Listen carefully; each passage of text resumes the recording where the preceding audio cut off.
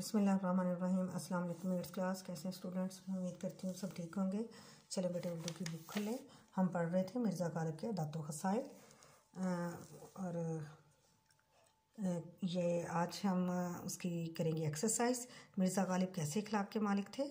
मिर्ज़ा गालिब जो थे नहायत वसी अखलाक के मालिक थे। ठीक है, आगे है दोस्तों को देखकर गालिब की क्या हालत होती थी? दोस्तों को देखकर क्या था?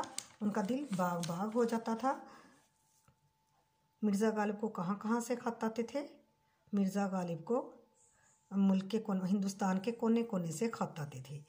साइलों के साथ मिर्ज़ा गालिब का सलूक कैसा था? उनके दरवाज़ों से कभी खाली हाथ ना जाते इसलिए और उनके साथ अच्छा सलूक करते। उनके घर के बाहर अक्सर लूले लंगड़े और अपाहज पड़े रहते और आप उनके साथ बहुत अच्छा सलूक करते थे। अक्सर लोग गालिब को किस तरह के खत भेजते?